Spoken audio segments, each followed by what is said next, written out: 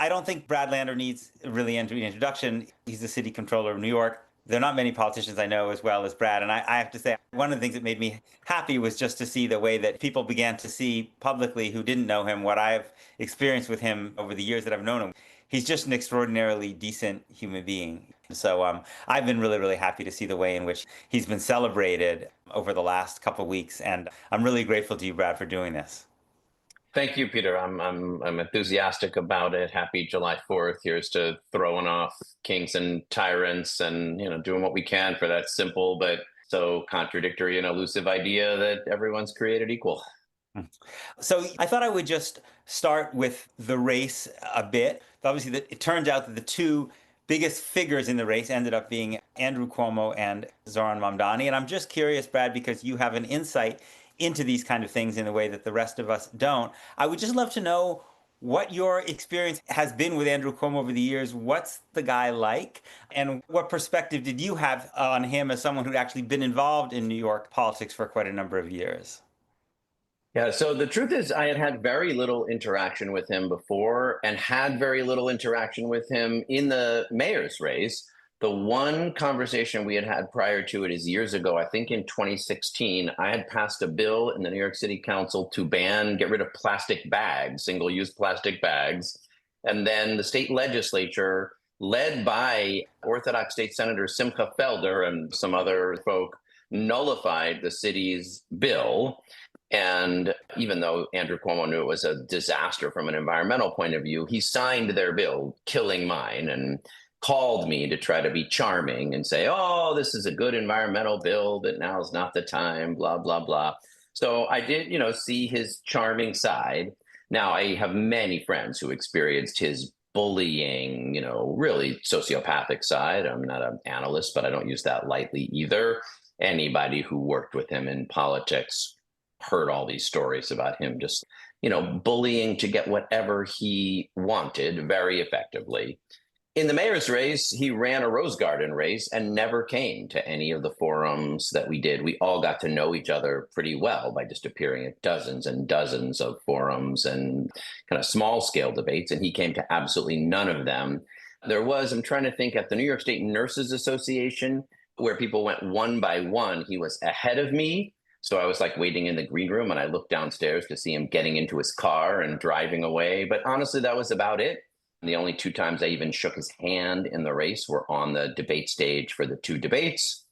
In that first debate, he went ahead and attacked my wife in a way that was really honestly like sourced on Twitter, alleging conflicts that were effectively that good that you would source them on Twitter, just utterly false.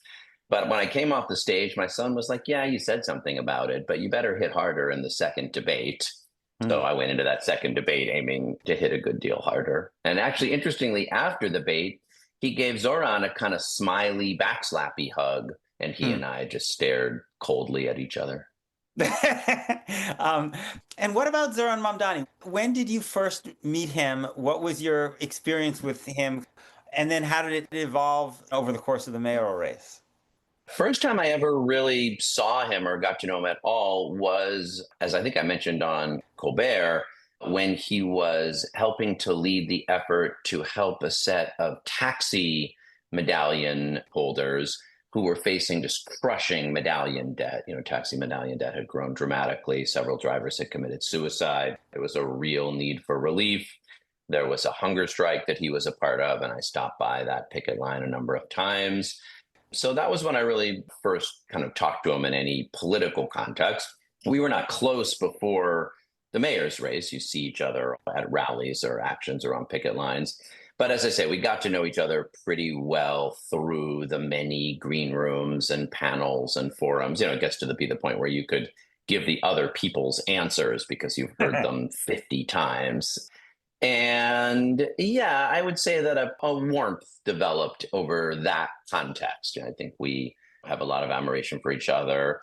Then the Working Families Party put four of us, Zohran, me, Zelnor Myrie, and Adrienne Adams, on their Working Families Party slate as part of a real clear effort. When that first started, we thought Eric Adams would be the opponent, but then it pretty quickly became clear it would be Andrew Cuomo. So there was an effort together by the four of us to commit to rank each other, to commit not to focus our fire on each other during the race, but really try to keep focused on Cuomo. But obviously, then it became a much tighter relationship down the stretch as we got ready to, and then cross-endorsed. And just interacting with him privately, what struck you about him when you started to spend time with him? Yeah, I mean, obviously, he's a very charming and charismatic guy. Hard not to like when you're up close with him, and you can see that in a lot of relationships. I saw him go to UJA, where he knew he would face a lot of criticism for what he said, and still try to do it with just a very personal warmth. So yeah, that's true up close, and it's true, when you see him through the media as well. I remember watching that video when he went to shortly after the Trump election to Fordham Road and Woodside Boulevard, and thinking, "Wow, all right, he's doing something significant that people are paying attention to." And so an admiration developed, and also a certain, okay, something's going on here. I have a story to tell.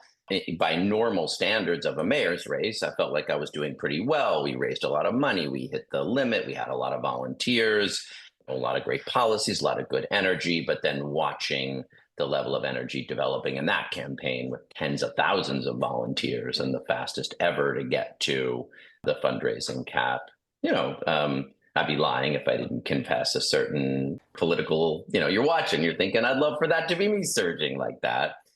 So to go back to the working families, there's a kind of an understanding that the four of you are not going to attack one another. This is before the cross endorsements. This plays along. Obviously, you and Zohran Mamdani are not in exactly the same place when it comes to Israel and Palestine.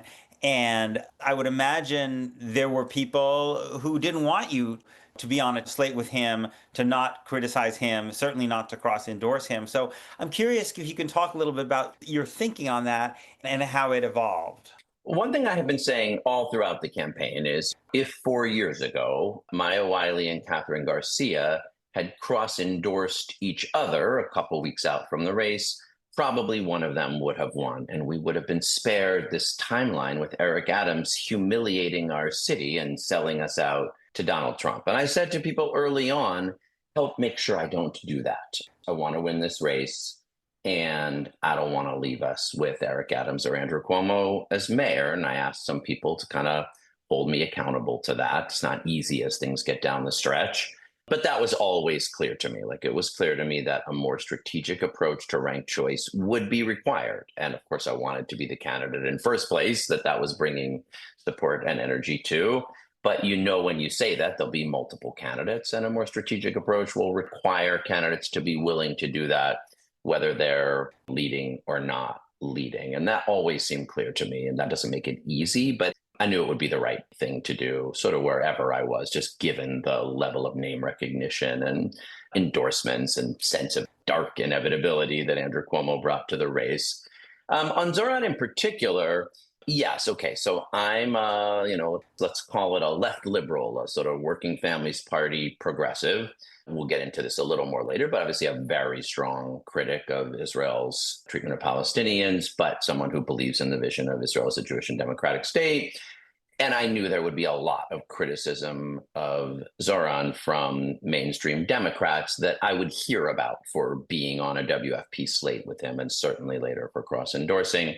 I guess I'll say I have the blessing of being in communities that have worked through this for a long time. I'm just very comfortable in my Jewish skin. Andrew Cuomo went into the West Side Institutional Synagogue earlier in the race as part of his campaign of weaponizing anti-Semitism, and called me and Zohran and Adrian Adams all anti-Semites. My response was to curse at him in Yiddish. We actually debated which Yiddish curse to use. Some people, of course, were for just using Gekachen Afen Yam, which is your more traditional go shit in the ocean. But I really liked Bezer Zar Zolarafter Kuman, because that's like putting an evil decree on him that would cause him to lose the race. And I really believe that's what worked. I do think we hexed him, and that's why he lost. But, I also said, let's go into West Side Institutional Synagogue and make my remarks there. Like, these are issues that I feel deeply Jewish about. Andrew Cuomo can attack me, but he can't make me a bad Jew. And I have the blessing of being in community with people like you, of praying in really two synagogues in Brooklyn, Kol Chayenu, where I was married and my kids were named and became B'nai Mitzvah, which is one of the relatively few places where JVP Jews and J Street Jews pray together with only a minimum of side-eye. And also at Congregation Beth Elohim. And, I just have been part of these conversations a long time. And I knew people would have criticisms, but I didn't feel uncomfortable just leaning in and being myself, being critical of things of other candidates when I felt absolutely necessary, but mostly saying, I broadly believe these are people of decency and integrity who have a vision of a more inclusive and equal and well-run city and would all be way better than Andrew Cuomo. And so I was comfortable on the slate and certainly gave it a lot more thought before we did the cross-endorsement. But by then it was pretty clear it was either going to be him or Andrew Cuomo, and the lines were pretty clearly drawn for me. This has been a free preview of my weekly conversation. If you'd like to hear the rest and support my work, please consider subscribing at peterbeinart.substack.com.